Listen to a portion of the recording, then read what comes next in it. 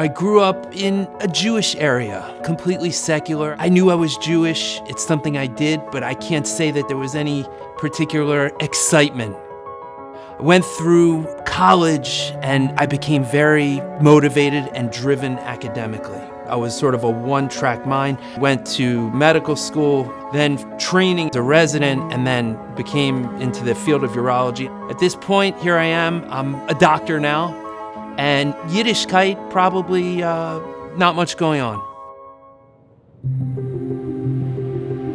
Every Shabbos, I'm driving down this long road, and I see a man with a beard walking with his kids every Shabbos.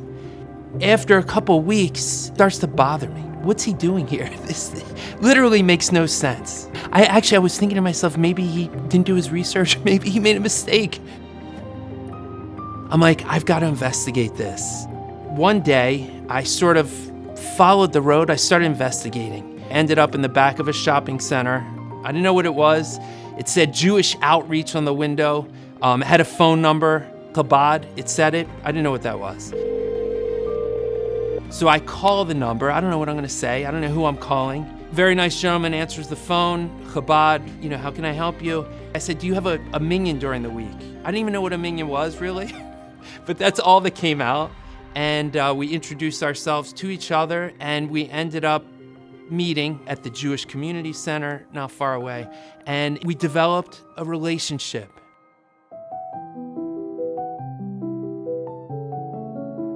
Here is a rabbi who's sort of introducing me to a Yiddishkeit that I didn't know existed. This is something I never knew about. So I get onto Chabad.org, and there's this trove of audio lectures and videos, and I was overwhelmed. I'm like, I want this. I couldn't find enough time in the day. Trips with wisdom, and the words of Hashem, again called and then I realized, wait a second. Like this that I'm listening to, I have this here. This is my friend, Rabbi K. This is what he's offering. And so I would say the relationship exploded.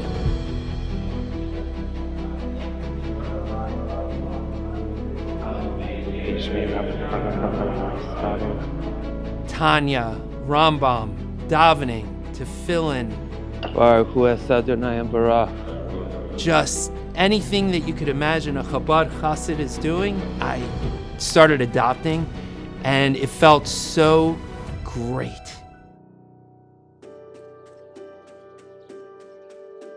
I was very centered on my growth in my Yiddishkeit, but I found that I was taking my kippah off. I'm in my office, but I changed uniform. And one day, I'm like, why am I taking my kippah? This doesn't feel right. And I start seeing patients with my kippah. And what I noticed was that the patients start talking to me about anything Jewish. And so I became engaged with them, and I started opening up and talking more comfortably about things Jewish. At some point, Rabbi K goes, maybe you could put tefillin or think about talking to the Jewish men about tefillin. Older man, didn't have much going on with his Yiddishkeit. He was going to have a surgery coming up. And I just said, it actually came out of nowhere. I know you're Jewish. Have you ever put on tefillin? Baruch Atah Adonai Eloheinu Melech Haolam Asher Kiddishanu B'mitzvotav B'tzivanu Lehaniach Tefillin. Beautiful, beautiful.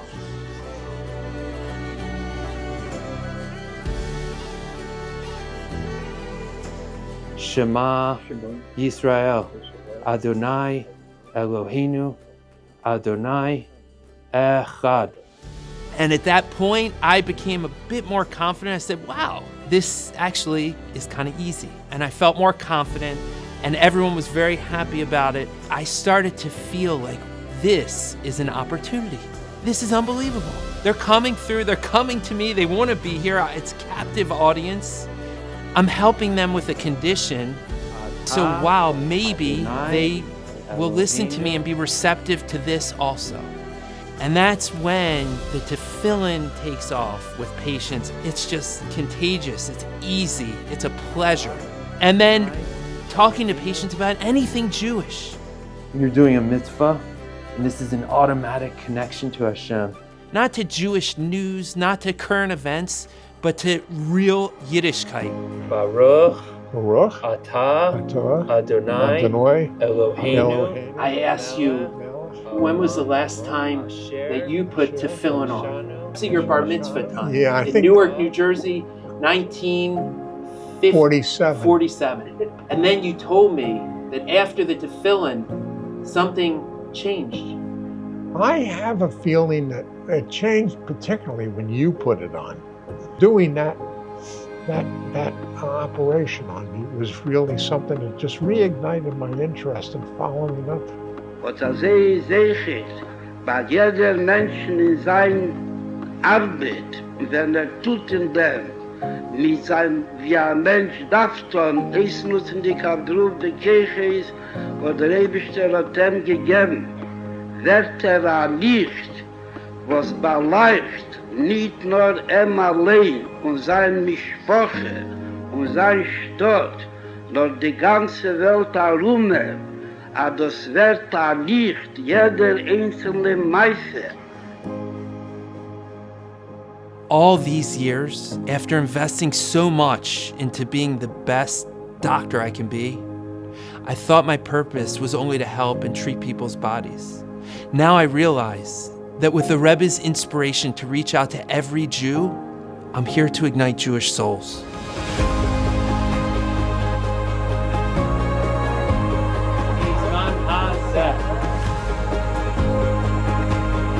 We all have something more that we can do to connect the Jews that we're encountering, putting on tefillin, shaking a lulav esrog, Shabbos candles.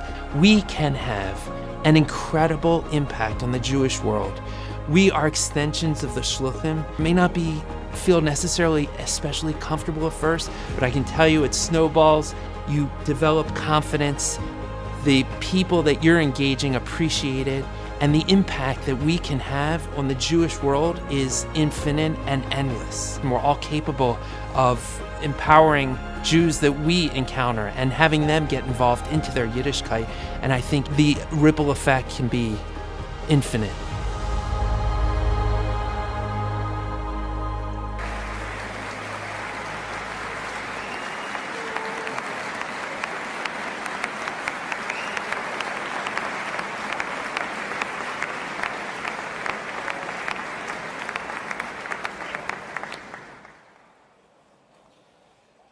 Now you know who I am.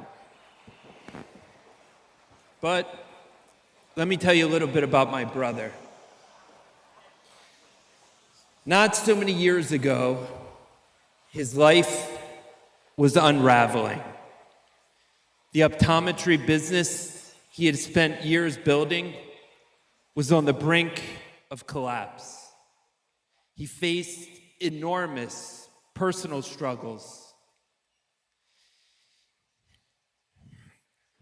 and was in a very dark place emotionally.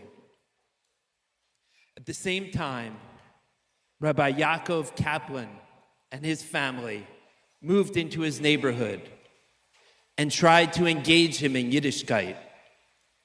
His initial response was less than positive.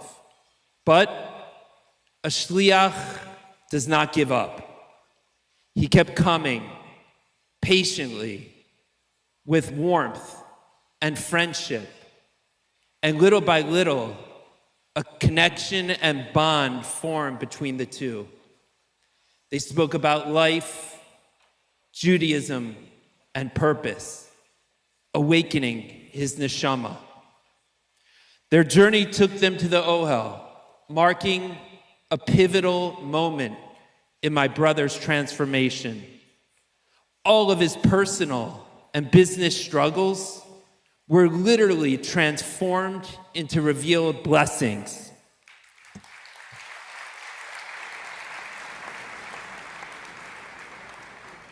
A short while ago, my brother visited a clinic in an area with few Jews, one he rarely visits, maybe twice a year. He left early that morning before dawn, so he took his tefillin with him, planning to put them on later in the day. Later that morning, a patient walked into the clinic and said, "Are you Dr. Levin? I need Dr. Levin." My brother confirmed, "Yes, that's me. How can I help?" The man shared that he had been contemplating taking his life. He came into the office that morning because the practice's name was a Jewish one, and he felt the need to be around another Jew during such a dark time. Without hesitation, my brother asked if he would like to put on tefillin.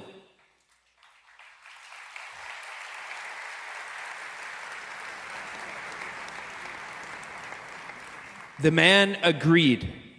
So right there, my brother, who had only recently started putting tefillin himself a few months before, put tefillin on a fellow Jew in desperate need of a connection to his neshama and Hashem. They cried together, and my brother encouraged him to seek needed help and reconnect with his Judaism. My fellow lay leaders, we all have the potential to make holy moments in our environment and workplace.